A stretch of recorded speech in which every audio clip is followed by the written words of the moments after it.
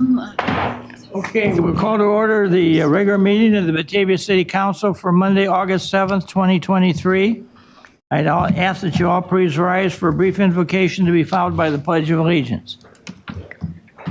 Tonight, as we work our way through the summer season, I am thankful for the blessings of support we've gotten from the world around us as we've dealt with a number of very severe storms have hit Batavia, and the Weather Bureau tells us we had one confirmed tornado. Fortunately, it didn't do a lot of damage. It came down in the field behind the West Side Fire Station and then went back up pretty quick, but there was some trees and small building damage, but it was nothing real bad. But we just ask for a blessing on our community and those in our areas surround us and the entire state of Illinois as we deal with the climate change. It is obviously a real thing and it's causing us a lot of issues to deal with. Tonight, we also want to ask for a blessing on all those from our community who are serving on foreign soil in defense of the liberties of the United States. And we just ask that a special blessing be showered upon each and every one of them as they go about their vital mission with all the rest of our troops that are working with them. Tonight, we ask for direction and understanding and vision by the members of the City Council as we act before us on the issues on our agenda, knowing that in the hearts and minds in each and every one of them, they are here to do what they feel will be the best for Batavia and its future. We ask for all these blessings. Amen. Alderman Lancey, you want to lead us in the Pledge of Allegiance? I pledge allegiance to the flag of the United States of America and to the republic for which it stands, one nation, under God, indivisible, with liberty and justice for all. Ask the city clerk to please call the roll. Miller? Lancey? Here. Beck? Here. Pieper? Here. Chanzit? Here. Solfa? Wolf? Here. Thank you. Barron? Lehman? Here. Ayazi? Here. Malay? Here. Ewer? Here. Saron? Vogelsinger? Here. 11 present, 4 absent. 3 absent. 3 absent. Thank you. So we do have the necessary quorum to conduct business. I'm supposed to give you the reminder that if anybody's going to address us tonight, we ask that you come up and use the podium and specifically the microphone at the podium, because this is being recorded and will be televised on BATV. And if you're not heard on the microphone, it's a problematic thing for us because we have people then calling and complaining that the mic wasn't on. So we test the mic, and I'm led to believe it's working tonight. So please come up and use it if you're going to speak. Okay, moving item 5, items to be removed, added, or changed on tonight's agenda. Does anybody have anything? Seeing none. Moving then to 6, the presentation of tonight's consent agenda. And Alderman Chanzit, as Chairman of Governmental Services, would you present this, please? Thank you, Your Honor. Tonight's consent agenda reads as follows. To accept and place on file the Committee of the Whole minutes for May 23rd and June 27th, 2023. Plan Commission minutes for June 21st, 2023. Historic Preservation minutes for July 6th, 2023. And our building reports from June 2023. Approvals, the July 21st payroll in the amount of $1,049,716.27, and the August 4th payroll for the amount of $1,012,815.24. The accounts payable check register in the amount of $1,376,567.99. City Council minutes for June 20th and July 17th, 2023. Resolution 23-95-R, authorizing execution of a contract with Western Specialty Contractors for the River Street parking structure 2023 maintenance repairs for an amount not to exceed $117,600, which includes 10% contingency amount. Resolution 23-96-R, approving a construction contract with Surface Construction to install decorative crosswalks on Island Avenue, Wilson Street for an amount not to exceed $54,656, and that includes a 10% contingency amount. Resolution 23-97-R, approving a license agreement with the Batavia Park District as for reconstruction of Main Street and ongoing maintenance, repair, and replacement along Angstrom Park. Resolution 23-98-R, approving a license agreement with Batavia Park District to improve the access apron at the southeast corner of Main Street and Millview intersection. Resolution 23-94-R, approving a contract for the northeast and southeast substation maintenance.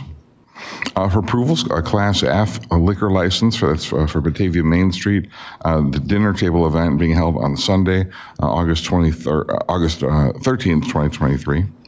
A Class G special use liquor license permit for the September 3rd, 2023 Batavia Block Party organized by Main Street. And then Resolution 23-86-R, approving a facade improvement grant to Grainology Distillery. They're at 131 Flynn Street. And then Resolution 23-87-R, approving a downtown improvement grant to Grainology Distillery as well. Your Honor, I would move that we approve the consent agenda as read. Second. Motion by Alderman Jansen, second by Alderman Lehman for the approval of the consent agenda is read. Any discussion? Chair, hearing none, clerk call the roll. Lancy, Aye. Beck, Aye. Pieper, Aye. Janset, Aye. Wolf, Aye. Solfa, Aye. Lehman, Aye. Ayazi, Aye. Malay, Aye. Ewer, Vogelsinger. Aye. 11 yes, no, 3 absent. Motion's approved. Moving into item number 7, which is matters from the public for items that are not on the agenda. Do we have anybody this evening? All right. Moving to item number 8, which is presentation by the Batavia Chamber of Commerce, and Margaret Perot, our esteemed executive director and president, is here. So, Good evening. Thank you, Mayor. Good evening, everyone. Thank you for allowing me to speak to you this evening. Record time, 7:10. I'll try not to make it any longer. I'll go quickly, but I have a lot to share with you. First of all, I want to say that our Batavia Chamber is installing new board members later this month. So I would like to express my gratitude to Anthony Isom, stepping up to be the city representative on the Batavia Chamber Board. Along with Anthony, joining the board will be Tom Kim, the superintendent of the Batavia Public Schools, Brian Knettel, the president of Waubonsie Community College, Christy Platsky, associate vice president of resource development with Association of Individual Development, and Katie Sudler, the community education director at McCormick FONA. The chamber is poised to do great things with the support of Batavia. So we're very proud of our new members joining our board. And because there are new aldermen as well, I wanted to invite City Council to a Batavia Main Street Batavia Chamber Board meet and greet. Hopefully you've all seen the invitation. I sent out a reminder today if you have not responded. But we'd like to do a little meet and greet an hour before the Committee of the Whole meeting on September 26th. So if you've not responded, please do. We'd like to just help build relationships between our boards and you guys here who do such great things. I want to extend a warm welcome to the businesses that have joined the chamber this past month. We are delighted to have Dover Saddlery, Aubrey Sign, Olivia Gray Studios, Eagle Eye Polygraph, the Law Office of Haley K. Graham, Metanoia Construction, Howling Wolf Canoe and Kayak, Batavia Covenant Preschool, Maison Consulting and Brokerage, Best Day Housekeeping, and X-Golf Geneva is part of our growing chamber community. Mark your calendars for our really great upcoming chamber events. Tomorrow, we're hosting the Tri-City Mayor's Manufacturing Leadership Breakfast at FONA. Thank you for joining us, Mayor. Tomorrow afternoon, well, starting at 11:30, we have our 19 Chamber Progressive Networking Luncheon that the Batavia Women in Business is hosting at the Myers Ballroom at Paramount Theater. On Wednesday, August 9th, we will have our Coffee and Commerce at Smarty Pants Cafe. Friday, August 11th, will be our pop-in out to lunch at Windmill Grill, so anybody could join us at noon this Friday. Wednesday, August 16th, we have a ribbon cutting at 4:30 for Metanoia Construction. We have our evening networking from 4:30 to 6:30 at Rookie's All-American Pub and Grill on Wednesday, August 16th. We will be spotlighting Lazarus House. We have another ribbon cutting for Fully Promoted of St. Charles. That will be Friday, August 18th at 4:30. We have an 11-chamber multi-chamber networking at Moore Brewery in Huntley on Tuesday, August 29th. On August 30th, we'll do a secure choice webinar that's important for businesses to understand the new regulations from the state for retirement planning. That will be at 11:30. To sign up for that, just go to our website to get the Zoom link, and you could go to our website for any more detail or any details on any of these events that I mentioned. I do want to mention that we're having a new event on September 12th at 5 to 8. It's called Eye on Aging. We're going to have it at Shannon Hall. That one is going to be for people 40 and up in the community that want to age strategically and gracefully. I know, Mayor, you always mentioned that we have 6 retirement homes in Batavia. So we're attracting people that are planning for either their own retirement or their parents. So that will be, like I said, September 12th. More details will be coming out about that. We're a big supporter of the Flag Day Monument outside. I wanted to share that every business in Batavia is invited to become part of this monument by purchasing a brick with their company's logo on it to be placed on the walkway leading up to the Flag Day Monument. So that will be there for a very long time, a great investment and a great way to support our flag community, our Flag Day Monument. I want to also reiterate that weekend we are inviting businesses to dress up their businesses with red, white, and blue and offer discounts and specials to honor the Flag Day Monument unveiling. And Sunday, October 1st from 2 to 5 p.m., the Fox Valley Patriotic Organization, along with the Batavia Flag Day Committee, will be dedicating the monument and officially opening it for tours. So mark that on your calendar. You know that I'm sure that you've seen the Batavia flag popping up all over Batavia. 25% of those net sales goes to the Flag Day Monument. So if you haven't ordered your flag yet, please do go to our website or pop in our office. We're pleased to announce a second year of our Grow Your Business Scholarship Program. The Chamber has dedicated funds again this year to help develop the skills businesses need to excel in any environment. The application was open through August 1st, and we have selected 9 candidates. They'll go through the review process with the Fox Valley Entrepreneurship Center, and 2 businesses will be selected to receive $10,000 each of consulting. So we're very happy and excited about that. Any questions before I introduce my guest? Any questions? Great. You did a very good job. You covered it all. You can join the chamber. You're certainly not going to starve with all those Starve, you're not going to be bored. dinners and Yeah. receptions you got. Yeah, you're not going to be sitting around collecting dust, that's for sure. Thanks, Mayor. I'm excited to introduce my guest. It is Mike Kanda, the owner of Smarty Pants Cafe, located at 817 North Randall Road in the building, the outlet in front of Walmart. Smarty Pants Cafe's vision is to bring people together who want a neighborhood spot to drop by, listen, and talk, and participate in group science discussions and events. Discussions on science topics in a relaxed and comfortable setting like a cafe is an awesome way to learn new ideas and meet new people. I'd like to welcome Mike Kanda up. Thank you.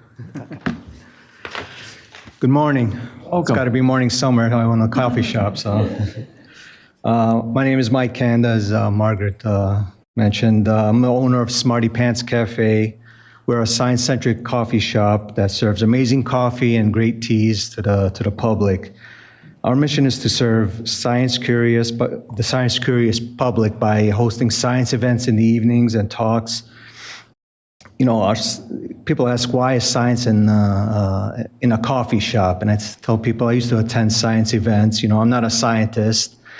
And it was always super serious conference centers, and I thought, why not a coffee shop where it's more relaxed and people can feel more at ease, sipping a latte while learning quantum theory and all sorts of stuff. So it's, the proof is that maybe a month ago, I had a talk on the Permian extinction event, and I had a bunch of neighborhood kids coming down on their bicycles, just to attend this event and to listen how animals died off from a climate catastrophe 250 million years ago. So it shows that there's some proof there that people would love to attend these talks in a non-serious setting. If you ever driven past my coffee shop, you've seen Pluto out there, the planet that lost his job. He lost his job as a planet, and now he's hanging out by my coffee shop. So I see lots of people, they take selfies and pictures in front of him. And, I just want to show people that science doesn't have to be so serious. It could be a little fun and more relaxed, And it's been a tough road, but, it's finally here. And I have people traveling all the way from the Wisconsin border, from McHenry County, just to come and see the Science Cafe. I've had just this morning people from Naperville coming in just to see a coffee shop, that's science-centric. So I feel emboldened by this, where I'm going with it, It's there. I still have headwinds. The location's hard to find. It's right off Randall, so close to Randall, but it's still hard to see. But so it's become more of a destination coffee shop. So, but with the help of the chamber, we're getting the word out, and people are responding. That's all I have to say. Well, number one, welcome to Batavia. Secondly, I've had several people who either call or stop in and want to know where you're at. So I just tell them, go find Walmart at Randall and Fabian, and it's right in front of that. You can't miss it once you get in the parking lot there. Yeah. And the other thing is, you and I talked about when we cut your ribbon a couple weeks back. I think you're going to have some interesting customers in the days ahead, because Fermilab tells me they're building a new accelerator, which I was there for the groundbreaking, and they're reportedly going to hire about 2,200 more people out there. So there ought to be a lot of scientists looking for some place to go to lunch. So I think you may have put yourself in the right place at the right time, but you may have to wait a year or two before Fermi gets well underway, but they're building it now. Dustin, you want to say something? You have a flyer? In my coffee shop. He works at Fermilab. Oh, okay, yeah. I get once a week. I get at least 4 or 5 of the retirees coming in for tea time. I get. I was telling Margaret, I get some really interesting people. A guy who used to work at Blue Origin. He likes to come in there and just to absorb. I get parents and grandparents bringing their kids. They peruse the science books. And. It's it's kind of heartening to see people bonding over science books. I see kids walking, getting excited. Science cafe. I did not think that would happen. But it's been fun. But yeah, it's a difficult location. I'm so close to Randall Road, but I don't have that visibility on Randall Road. My sign is not exactly facing Randall Road, so it is hard to find. But those are some of the headwinds that I'm running into, is trying to get the morning traffic started, and just plugging away. Much of it has been word of mouth, people going back and telling their communities, to check out this cafe. So that's been much of my growth. Thanks for coming down. Best wishes in the future. Thank you. All right, moving on to item number 9, which is Resolution 23-100-R, authorizing budget amendment for the Community and Economic Development Department. Who's got this one? I've got that, Your Honor. But Alderman- the next 3, I think we'll just have Scott talk about. I think it's the next 3. But we're adding funds into the budget for the purchase of land, as well as the study that we want to do on the permitting. And Scott, I don't know if there was anything else to add to that. No, this first one is just for the budget amendment for those two components, the 80,000 for the land acquisition, and then the study, the permit and fee study. We've discussed this quite handily at the committee meeting. Does anybody have any questions or comments they want to make? Or Somebody want to make a motion? Yeah, I'll make a motion to approve Resolution 23-100-R, authorizing budget amendment for CED funds. Second. Okay, we have a motion by Alderman Ur, second by Alderman Beck for the approval of ordinance 23-100-R, authorizing budget amendment for Community and Economic Development Department. Any further discussion? Clerk, call the roll. Muir, Aye. Vogelsinger, Aye. Miller, Aye. Lancy, Aye. Beck, Aye. Pieper, Janzit, Aye. Wolf, Aye. Solfa, Aye. Lehman, Ayazi, Aye. Malay. Aye.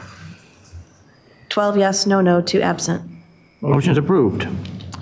All right, moving to item number 10, which is ordinance 23-37, establishing a 6-month moratorium on the acceptance and processing of certain building and zoning applications for the L1 light industrial and G1 general industrial properties in the SRS, South River Street Gateway Overlay District, in place of truck regulations. I'm sorry. Who's got this one? It's me again, Your Honor. Okay. I'll let Scott talk about this a little bit more. This is a little bit more complicated than what it says, but there's a lot there. But I know there's also some concern from one of the property owners. Yeah, the part that talks about the truck regulation, I think that's a typo. That was an earlier agenda item. There's going to be, I think, on tomorrow night's agenda, actually. This is a proposed moratorium for the certain uses that would be in the LI and the GI district and the overlay, South River Street overlay. Purpose for this is that we are working on embarking on the South River Street overlay or South River Street study, land use study, which has not commenced yet, but we will be doing that shortly.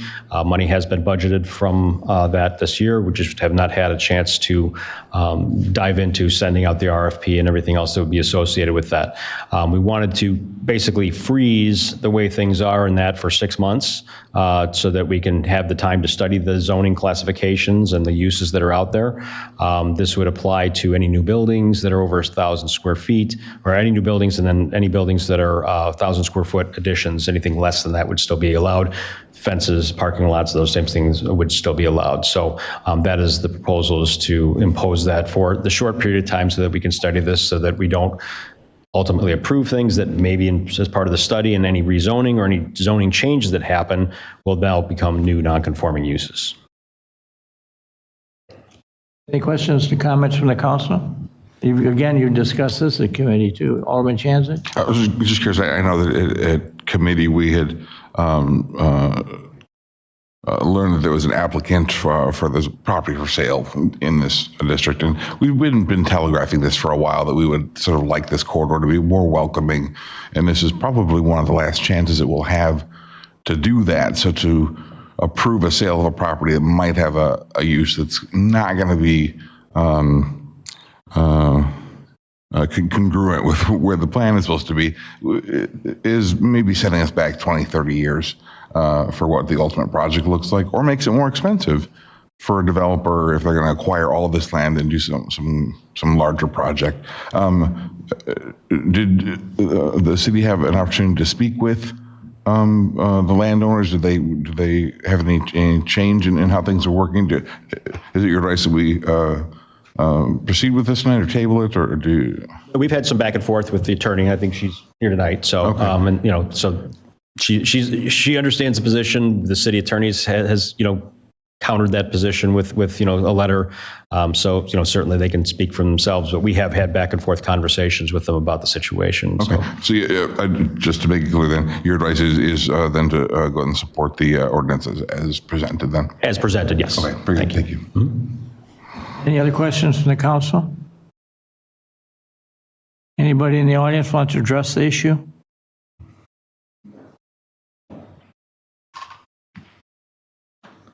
Would you give us your name, please, for the clerk, for the record? Absolutely. Kraken, McCracken. As you know, I represent the landowner. Mr. Buning correctly indicated that city attorney and I have gone back and forth.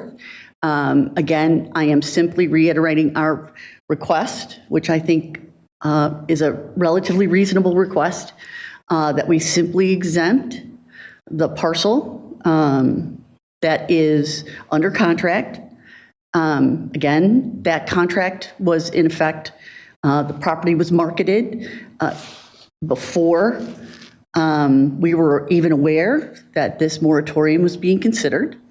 And therefore, I would simply request, again, that just one parcel of land be exempt from the moratorium. Again, my client represents 5 separate parcels, and we're only requesting the exemption of one of those parcels because we have a property owner or a potential buyer who is prepared to put forward a purchase. And we're simply asking, because that contract existed, we are simply asking that that parcel be exempt. I'm happy to answer any questions. Questions? Thank you.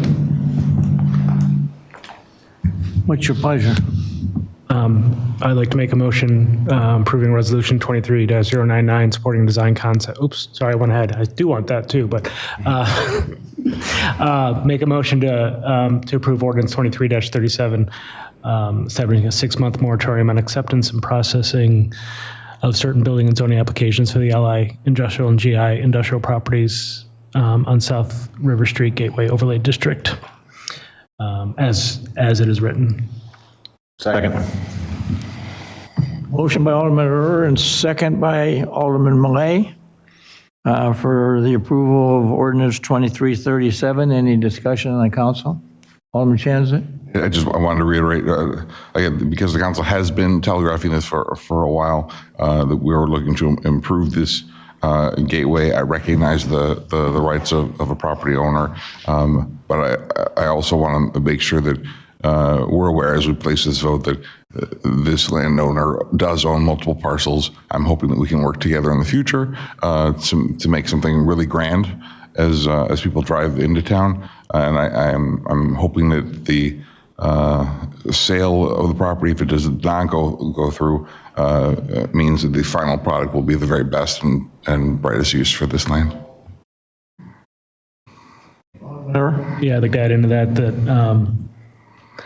I might be more willing in any other property. I think that the property that we're speaking of is that it's one of those first ones right next to existing homes and everything that has, and right across from Park District land. So it's an ideal location to begin the revitalization of South River Street. So that's why I'm in favor of doing this as is, and I sympathize with the property owner, but I'm hopeful that this ends up being a positive for that property owner in the long run. Anybody else? We have a motion and second then for the approval of ordinance 2337. Clerk, call the roll, I guess.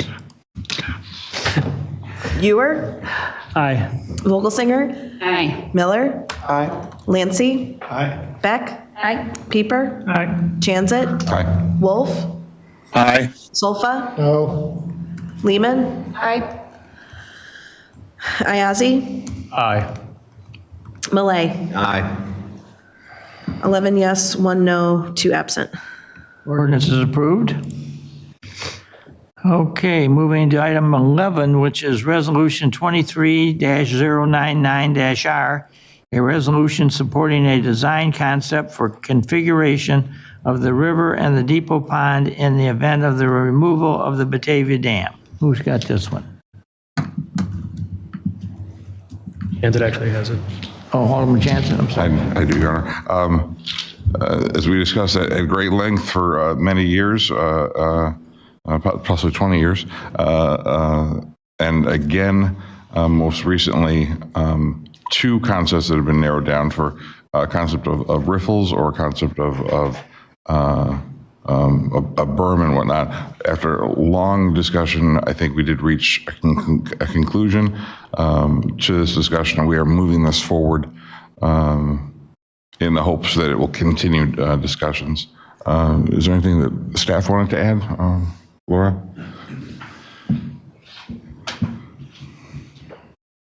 we recognize we are working with the Park District as a partner Right. in this. It is important that we move this forward. And the overall project is a master plan for the entire Batavia corridor of the Fox River, and making a decision about which of these concepts is merely a beginning point, so that the rest of the area can be planned. It's not a commitment that anything in particular will be built. Those will be decisions that will come back to City Council for final approval to fund those changes. And so I don't want people to feel like we're going to start building this tomorrow. That simply isn't going to happen. But we need this decision to move forward with the project. Thank you. And also, I would characterize the discussion as being not fixated on the money issue, because we know that the numbers are fluid. We're not really sure exactly how much some of these concepts will cost, because we have not gone into the engineering on them. But I think that we can all acknowledge that if one of the options, if it's favored, becomes cost prohibitive in the future, we're not stupid. We're not going to move forward with something that's going to bankrupt us, and we will find the right solution. Okay. I have a question again, because just remind me, when is the federal government funds, when are they no longer going to be available for the paying for the removal of the dam? So the existing funding source right now is from IDNR, and that is any given budget year. The state may decide that they no longer wish to fund removal of the low-head dams. However, right now, the U.S. Army Corps of Engineers is completing a study of what the effect on the ecology and safety of the river would be for removing all of the low-head dams in the Fox River. And it is anticipated that if that shows positive results, that then there would be a federal program created that would provide funding to the communities that need to take their dam out. And so then there would be two funding sources available for these projects, which would be great. The state, like I said, any given year, they may decide to discontinue that program, but I doubt it in face of the federal funding being available. This is an opportunity to do a lot of work in partnership of them funding those projects. So I think that would make it more likely that the state program would continue in the future. In terms of funding, that's with the anticipation that it's removal of the entire dam where it's free flowing again, correct? Whether or not the resulting project puts any impoundment back into the water would affect the level of funding. It is something that definitely would be considered in terms of, they will provide a grade for the project based on certain criteria. And those criteria are slightly diminished when you're putting another impoundment back into the water. About 15%. How much? 15% of the funding. I believe that's just for the IDNR funding, Yes. correct? Yeah, that's correct. There is no federal program at this point, so I'm not sure what the parameters of that would be. That's fair. Okay. Yeah, that's what I was going to mention, is we don't know what the Army Corps will do. The Army Corps has done projects similar to this in the past, where they have done improvements because of there's a benefit to the river as well as benefit to the community.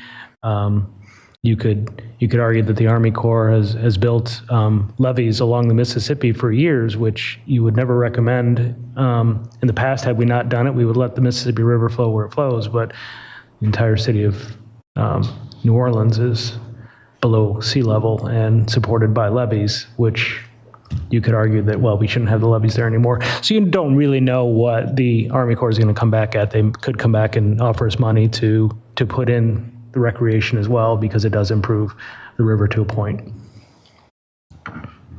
But doing nothing, if we do nothing and we have no plan, the IDRNR will do nothing. So agreeing on a plan with the Park District is what starts to move this conversation forward. And again, I said it before, if the Army Corps and IDNR came back and said, you get zero if you do this, because I don't know, or we're not going to allow you to put an impoundment in, then that's not the decision becomes not ours anymore. The only decision at that point is whether or not we want to put a berm in to create a pond. So we're just saying, let's move forward, give them our plan, and then see what happens. We don't have a lot to say after that because we are not in control of the river. Well, reading the plans that we've reviewed with both the city and the Park District, it appears to me that, the big question in the room always seems to be, are we going to preserve the integrity of the depot pond? And from what I can gather and looking at both the plans, that's kind of the bottom line, that we will retain the depot pond in its kind of configuration and its setting. Goodness knows that has become kind of a historical face of Batavia. I had a retired national archivist from the National Archives in Washington, D.C. in here last Saturday, and I had him in my car, and where he wanted to go was look at the depot pond. He had his sister with, and before we were over with, I was in the building here hunting down a copy of the 1957 Saturday Evening Post cover of the ice skating on the pond, because his sister wanted a copy of it because she had been a little girl in town and remembered going there. So this thing has a phenomenal relationship, and if you want to see how many people want to use the depot pond, come down on the night when Batavia High School has their prom, and we got 200 couples standing there in tuxedos and prom dresses with the pond in the background. So, I mean, goodness knows, and people use it for their Christmas cards and birthdays and everything else. So there are literally thousands of pictures taken of that depot pond on an annual basis, and it becomes almost a generational thing within families. So it's a pretty sensitive subject, and I certainly want to stand on the side of the room that says I'm all for doing whatever we have to do to preserve the integrity of the depot pond. And I like both of these plans because I think it will allow us to do that. But I think we're still a little bit not here yet as to which final plan we're going to use and how we're going to do it. Am I correct? We got to get the park. When someone makes a motion, we will be closer. Yeah, well, we'll be closer, but we still have to get with our friends at the Park District, and we all have to have a coming together.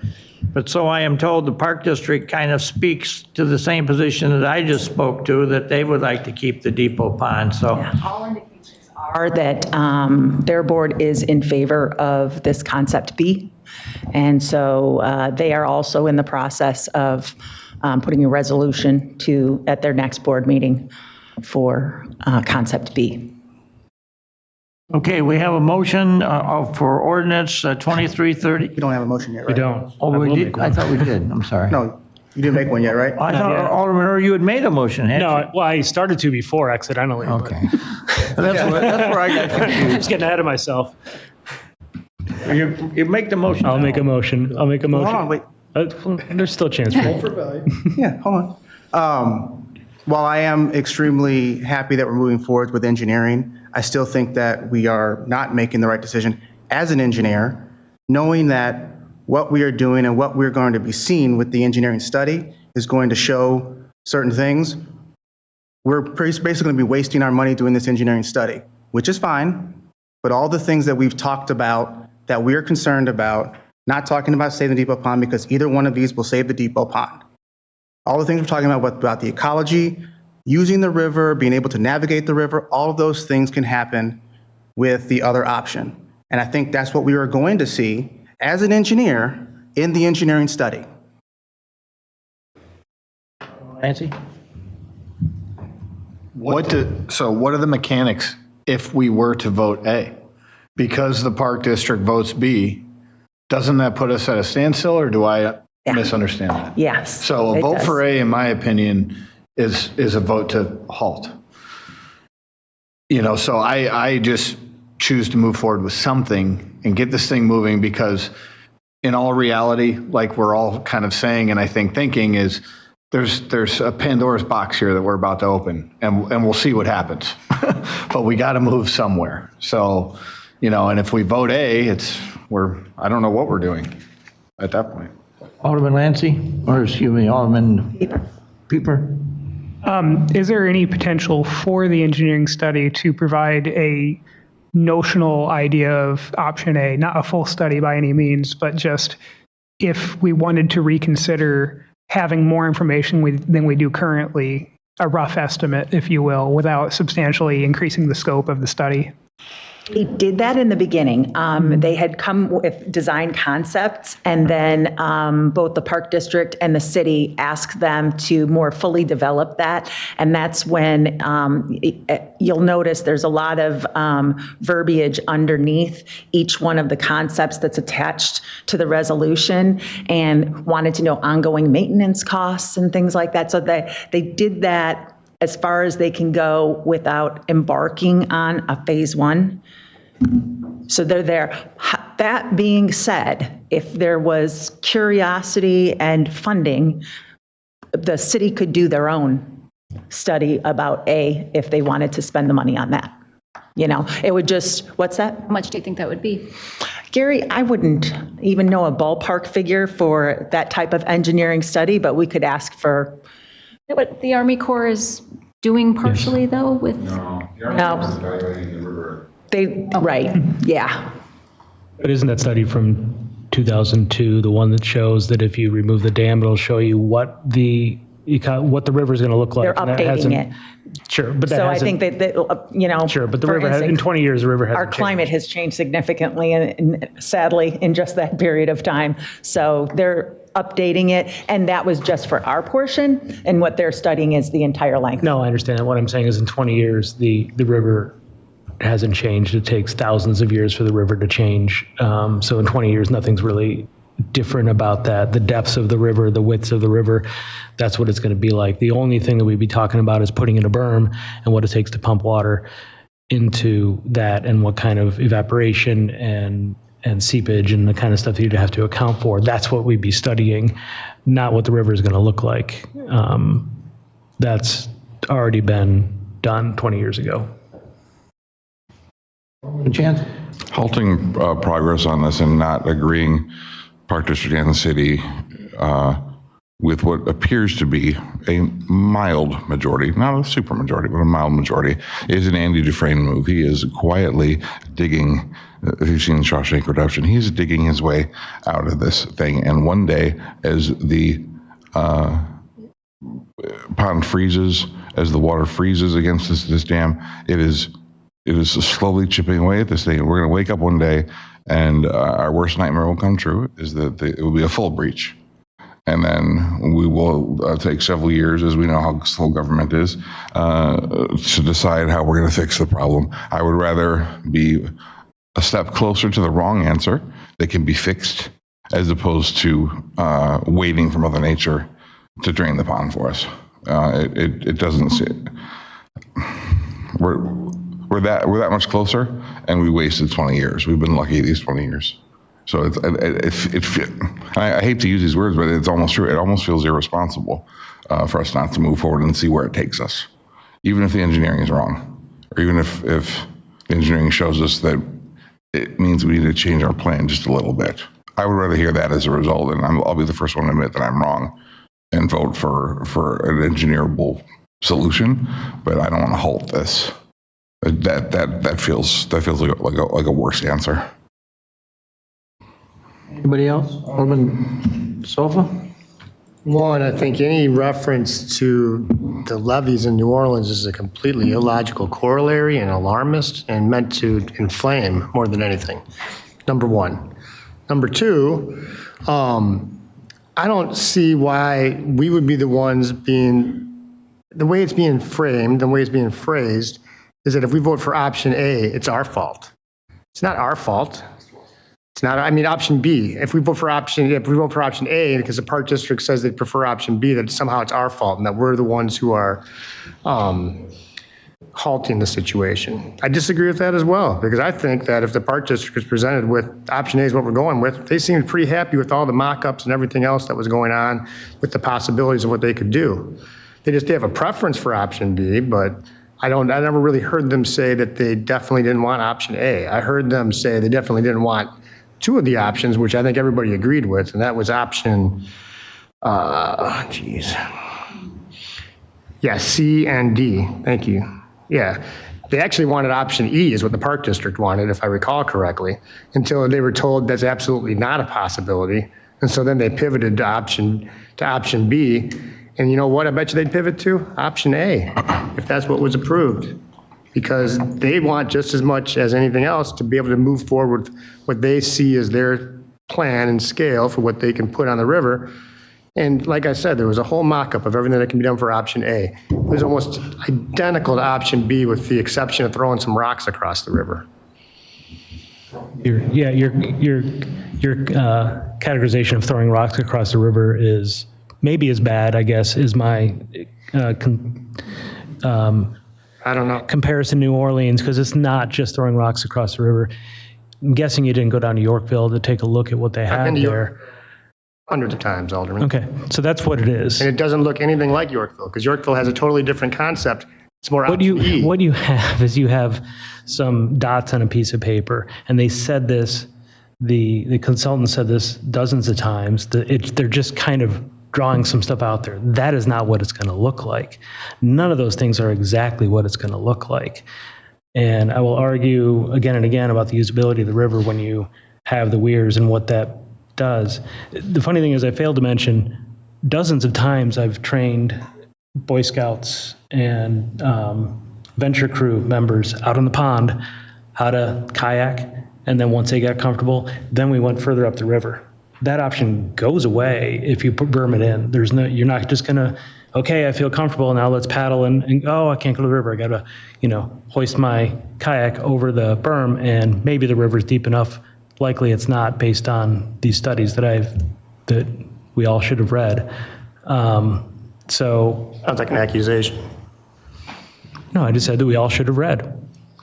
I didn't say whether or not you read it or not. I said we all should have read it.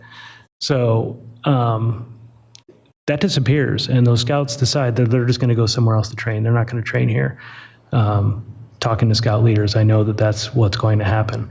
So, so I will always support B. And like I said, just because we do this, if the Army Corps says you can't put an impoundment in the river, you can't add to the river the way you want to do it, you can't do a Yorkville anymore. If they say that, it doesn't matter what we say, A, B, C, D, or E. I mean, we get what we get.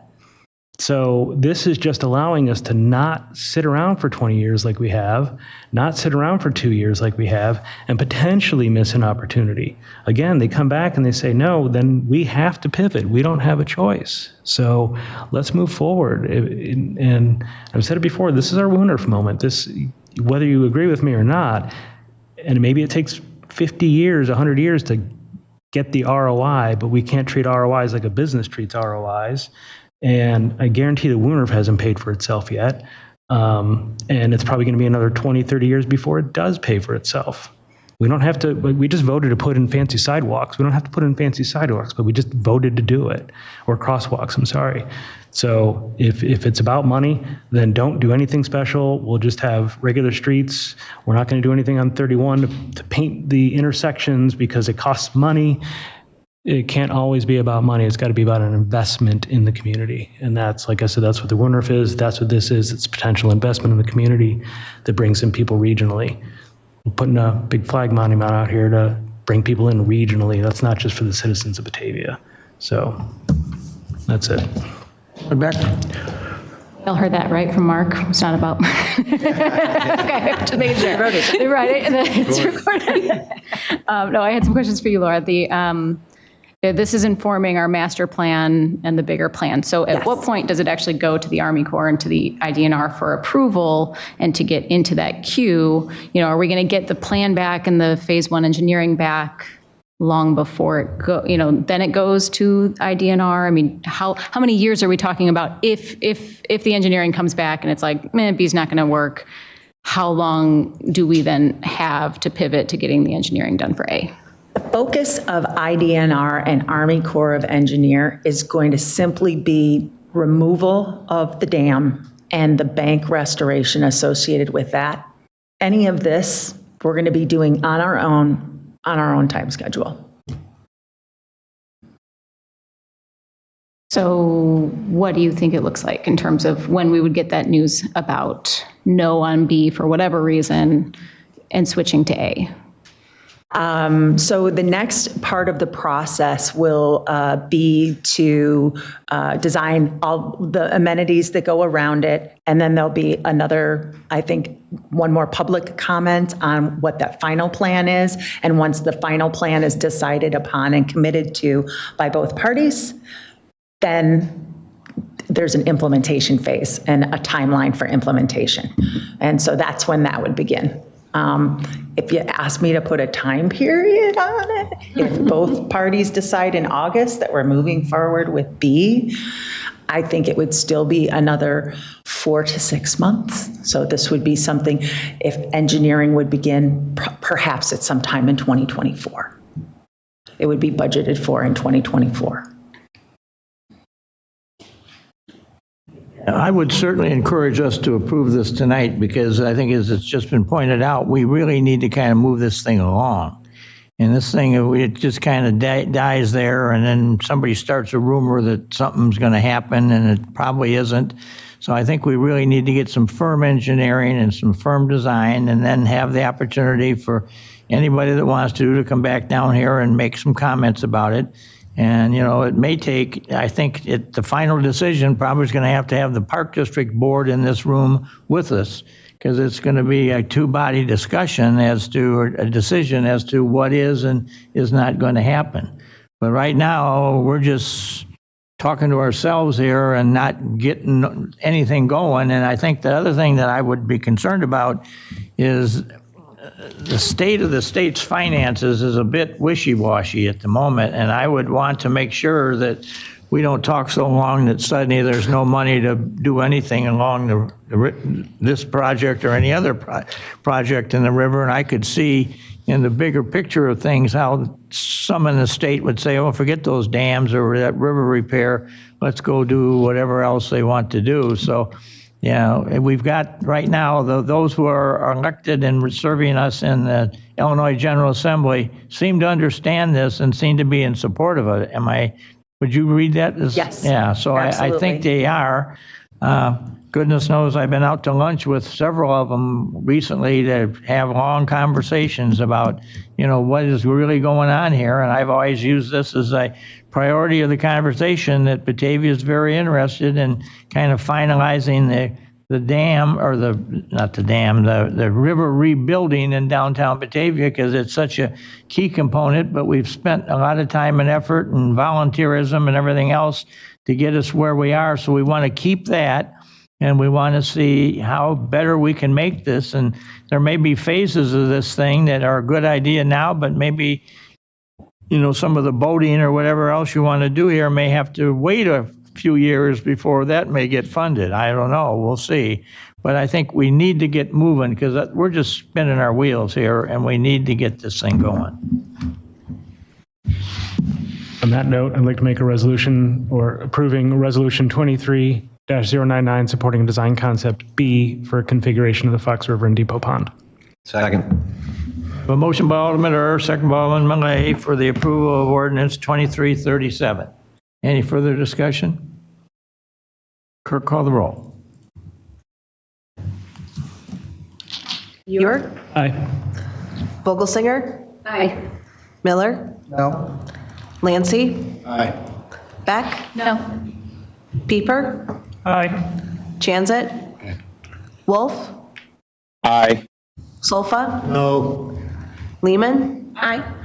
Ayazi? No. Malay? Aye. 8 yes, 4 no, 2 absent. Motion's approved.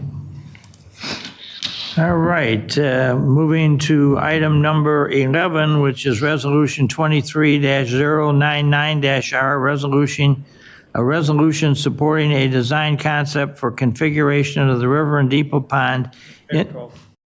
What? You just did 11. We're not going to talk about that again. All right. I want to see if you guys change. Okay, I'm sorry. We're trying to move forward. Okay, we're moving. Water under the bridge. We're moving to 12, which is Resolution 23-101-R, authorizing execution of a notice of award to IHC Construction Companies, LLC, for Phase 2A of the rehabilitation of improvements at the wastewater treatment facility. Gary? Thank you, Mayor. And if it's okay with City Council, I'd like to talk about Resolution 23-101, 102, and 103, which are the next three resolutions here on the agenda, all having to do with Phase 2A of the rehabilitation improvements to the wastewater treatment facility. These resolutions were not at the last COW meeting due to the fact that the documents were not ready in time for them to make it onto the COW agenda. I did, however, provide copies of all of them to City Council. It's been almost 2 weeks now in advance of this meeting so that you had them in advance.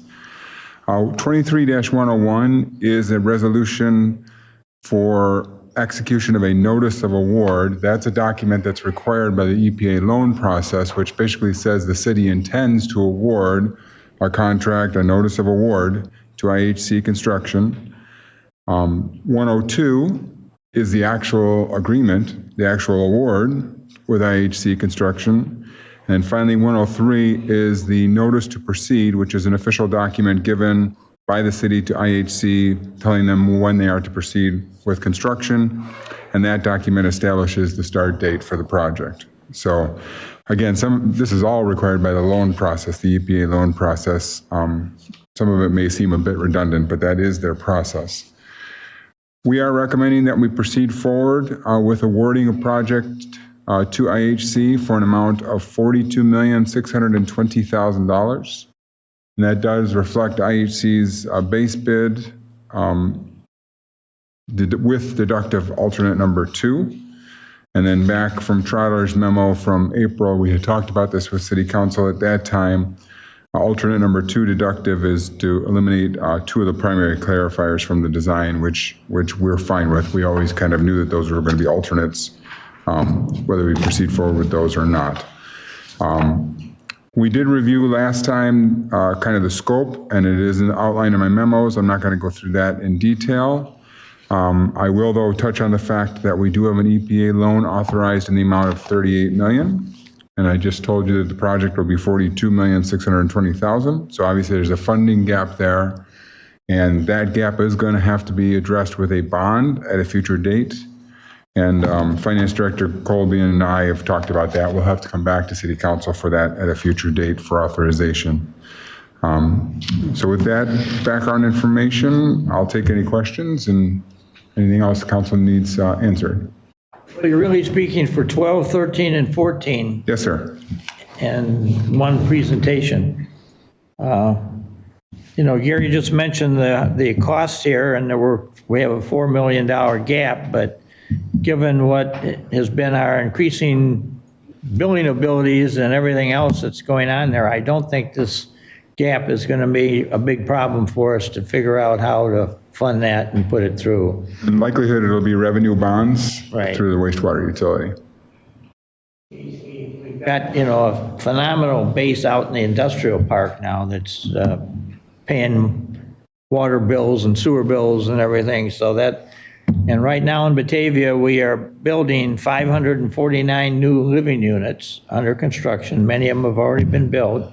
So we're going to have a lot more customers, and that's going to put that further need for this plant in the system, because we're going to have a lot more people wanting to discharge water and get water and everything else. So I don't think we have a financial problem with this at all. It's coming together very well, and I've had the opportunity in Chicago to talk to some of the other cities in the region that are not in this good a shape, and they're really moaning and groaning. But, we're very fortunate here to have all the activity that we have, and a well-run city, and Gary and his team in Public Works do a great job of making sure it's running and working and not going crazy on overruns or anything else. So I appreciate it. I would encourage us to approve all 3 of these resolutions. Somebody care to make a motion on the first one? So moved. So Alderman Malay is making a motion for Resolution 23-101-R, authorizing execution of a notice of award to IHC Construction Companies, LLC, for Phase 2A rehabilitation improvements to the wastewater treatment facility. Any discussion? Clerk, call the roll. Second. Second. Second. Oh, thank you. I thought we had. Malay. Aye. Ewer. Aye. Vogelsinger. Aye. Miller. Aye. Lancy. Aye. Beck. Aye. Pieper. Aye. Chanzit. Wolf. Aye. Solfa. Aye. Lehman. Aye. Ayazi. Aye. Should be 12 yes, no, 2 absent. Motion's approved. Okay, Gary, do we want to do any explanation on the next one, or we would just read them off and do them? I think you can just read them off. Yep. All right, then moving to item 13, which is Resolution 23-102-R, authorizing execution of an agreement with IHC Construction Companies, LLC, for Phase 2 rehabilitation improvements for the wastewater treatment facility. So moved. Moved by Alderman Malay. Do I get second by Alderman Any discussion? Clerk, call the roll. Malay. Aye. Ewer. Aye. Vogelsinger. Aye. Miller. Aye. Lancy. Aye. Beck. Aye. Pieper. Aye. Chanzit. Aye. Wolf. Aye. Solfa. Lehman. Ayazi. Aye. 12 yes, no, 2 absent. Resolution 23-102-R is approved. And then we have item 14, which is Resolution 23-103-R, authorizing execution of a notice to proceed to IHC Construction Companies, LLC, for Phase 2A rehabilitation improvements to the wastewater treatment plant. Do I have a motion? Moved. Moved by Alderman Malay. Second. Second by Alderman Any discussion? Clerk, call the roll. Malay. Aye. Ewer. Aye. Vogelsinger. Aye. Miller. Aye. Lancy. Aye. Beck. Aye. Pieper. Aye. Chanzit. Aye. Wolf. Aye. Solfa. Aye. Lehman. Ayazi. Aye. 12 yes, no, 2 absent. Motion's approved. Thank you. Thank you, Gary. All right, moving to 15, the administrator's report. This evening, I have a statement from Mark Davis. Mark Davis is both the manager of ESDA as well as chairman of the Batavia Access Fireworks Committee. And he asked me to read this letter to all of you because he's homesick today. He would have loved to be here in person to say this. Good evening, all. I just want to take a few minutes to say a big thank you to a few people. Okay, maybe it's more than a few people. First, I'd like to thank the Batavia Access Fireworks Committee, or as I used to call them, the Ragtag Band of 8. But since the 4th of July, we now number 11, so I'll have to come up with a new nickname. Without these fine, outstanding people, this event would not happen, and I have to say, they make the chairman look like a magician. You all are awesome. Second, I have to thank these fine organizations for allowing us to use their facilities a second time in the same year. Mooseheart Child City and School, Batavia School District, Batavia Park District, and the Batavia Covenant Church. We appreciate you allowing us to commandeer your properties for the day. To the citizens of Batavia, our corporate sponsors, and to all those who financially helped sponsor this show, thank you for your patience and allowing us to have a redo. I hope we did not disappoint. To the mayor, city council, city administrator, and staff, I would like to thank you all for your continued support over this past year.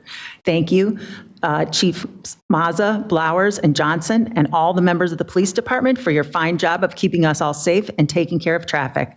Despite the short notice, things went off without a hitch, I hope. I also need to thank the other agencies that assisted the Batavia Police Department Saturday night: Kane County Sheriff's Office, Kane County OEM, Geneva Police Department, St. Charles Police Department, and Batavia ESDA. Thank you all for your assistance to help this event take place. Chief Hansen and the Batavia Fire Department, thank you for your assistance with the fireworks safety and first aid response. To the City of Batavia Public Works Departments, the Electric Department for putting up temporary power and taking care of the streetlights, the Streets Department for barricades, signs, and help with traffic control, and all the other city departments that had a hand in Saturday's event, a big thank you to you all. Richard Peck and his crew from RJ Recording and Sound for adjusting his schedule to make the music happen. Thank you, Coach Dennis Piron and the Batavia football teams for assisting us on Sunday by helping us clean up the fields. Go Dogs. And finally, I have to say a huge thank you to Pyrotechnico, who, after talking to them after the 4th of July malfunction, promised me that they would make it up to the citizens of Batavia and deliver a great show. Well, they did not disappoint. I'm not sure how many people in this room saw the show, but they topped the night off by giving us a 2-minute grand finale, which I'm sure we will have a hard time topping in the future. It probably was one of the best Sky concerts in the 27 years I've lived in Batavia. You did it right. In closing, as you can see, this is truly a community event, and we all should be proud as Batavians of the remarkable city that we live in. Thank you all from the bottom of my heart. See you again on the 4th. Thank you, Captain Mark Davis.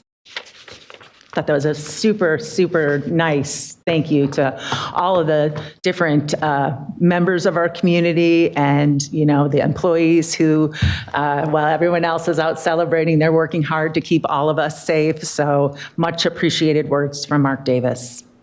Another great event that happened today. If you happen to be near the creamery between 2 o'clock and 4 o'clock today, the police department held Cones with a Cop.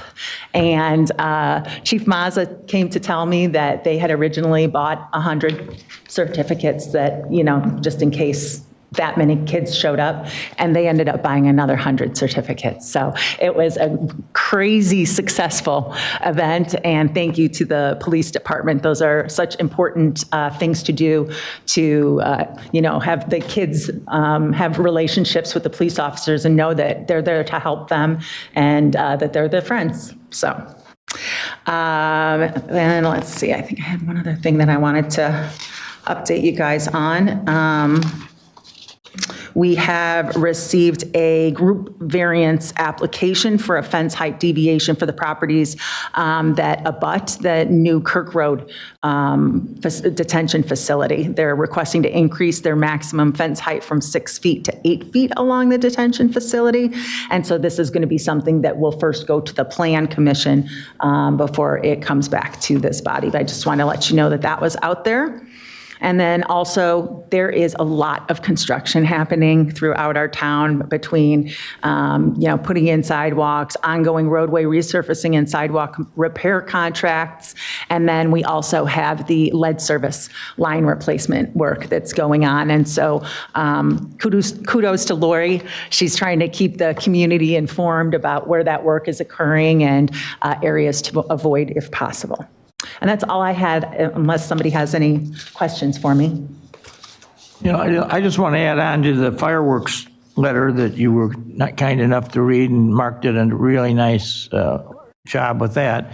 I think the thing I want to point out is, and I've done this a number of times, but I think I need to do it publicly here, this whole thing started in 1950.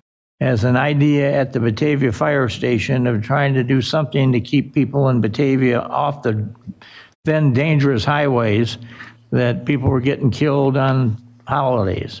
And so they came up with this idea that if somebody would loan them some money or give them some money, they would buy fireworks. So in 1950, they went out and they raised $49.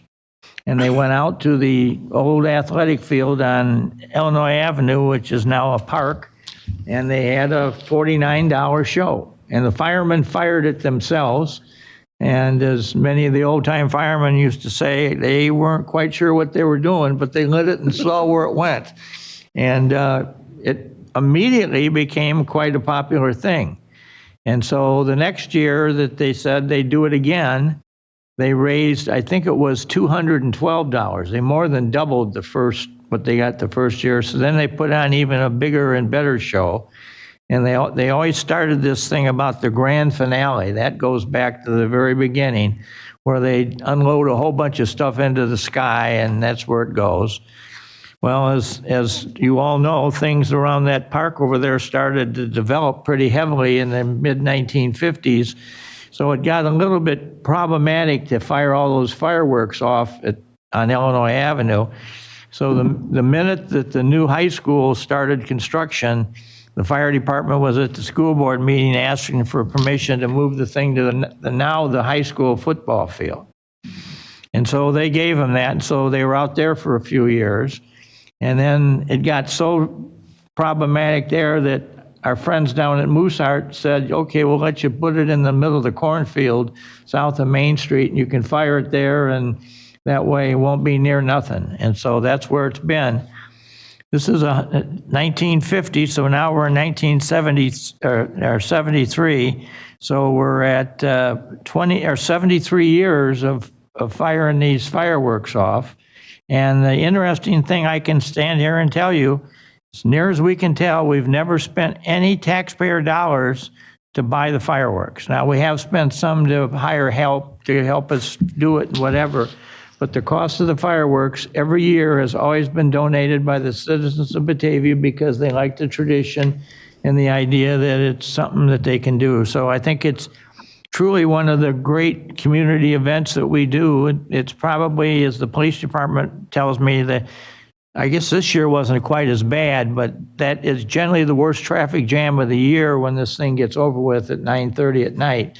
We never have anything that meets it the whole rest of the year, but this year it was down a little bit, but a lot of people probably walked over and parked other places, and now we have all those parking lots in front of all the commercial on Randall Road, so many people just park there and watch it and then don't even leave the car. And a manager, Jewel, told me they were almost broke the restrooms one year at the Jewel because there were so many people from all the cars coming into the Jewel and wanting to use the restrooms while the show was going on. So, I mean, there's a lot of sidebar stories to this, but it really is something that Batavia should take good pride in. And as they say, 73 years later, we're still firing it off with all volunteer help on the committee, and we're still not paying any money out of taxpayer dollars to buy any fireworks. So let's hope we can continue that. So thank you. Okay, do we have under 16 any other business from the council? All right. Yeah, go ahead, Al. I just wanted to remind everybody that a week from Friday would be the corn boil out at the high school to kick off the football season and all the fall sports. That's at 4 p.m., sponsored by the Boosters. So come on out, get some new Bulldog wear, and get ready for the season. Are you going to be able to be back on the air with them here at some point this year? Or? I will find out next Monday if I have clearance to be back in the booth to start the season. Okay, anything I can do to help you move that along, let me know. I'll be happy to drop my name on somebody if I have to. I think right now it's just up to my doctor. That's all. I can't do anything there, but hopefully you're having a good recovery. I'm being told. Yep. I'm out and walking, and hopefully I'll have enough immunity to be up in the booth. Great. You need to be there because you guys really do announce those games about as good as any professional sports casting that you see on TV, because you know all the players and what they did last game and 10 games back, and you've got it all in your heads and don't even have to read about it. So we are so fortunate to have you guys doing that announcing, and I know there's lots of old folks in town that watch those games real faithfully, and I remember when suddenly wasn't it last year we didn't broadcast, and man, I heard all about that from people dismayed about you not being broadcast in this thing. So it's good PR for the school district, and hopefully they realize that. Thank you. Anybody else have anything? I just want to take another couple minutes and just talk about a couple things. Number one, as you know, we're going to have a big Flag Day event on October 1st down here. And they've got a famous musician coming in and going to do a concert the night before. And then we're going to have the actual dedication and showing how everybody is going to be at the Flag Day Monument. And we're going to open that up and then make it available for all kinds of people to visit over the years. They are still selling bricks. If anybody'd like to buy a brick, the Flag Day Committee they'll put your name on it and that you've made the donation. And so we've been, obviously the city hopefully is being looked upon as being very supportive of this, where our staff works with them almost every day doing something. And as some of you were here when we voted to donate the land, give the land to the Flag Day Committee to build that there. So that was another major moment. So it's all coming together, and I'm just very, very pleased. I have had the opportunity to be at several meetings recently with state legislators. I was at a dinner last Thursday night with State Senate President Harmon, and one of the conversations that came up during the conversation that we had, it was other mayors from Senator Holmes's district, was the fact that the Illinois General Assembly has recently lifted the ban on that and will allow Illinois to now build nuclear reactors again. And there's a lot of people kind of rumbling around that think that that's probably something, given this climate control issue we're now faced with and the huge demand that we have going to have for electricity, that this will be one of the ways that really will be able to help us stay on top of the electricity demands. And so I don't think we're going to be building a nuclear reactor around here, but I think someplace in the general areas of Illinois, there may be a couple new ones going to be proposed and built. So I just thought you'd find that somewhat of interest, because that seems to be a real hot topic amongst a lot of the cities in the region as to what they can do to put together some kind of a land area or package or something to support a nuclear reactor. The other thing I wanted to talk about is, as I'm sure all of you have seen, we have put up a new sign this year that says, "Please drive carefully, we love our community." And there were some people who didn't like what we put it out last year, where we told you to slow slow your fast down.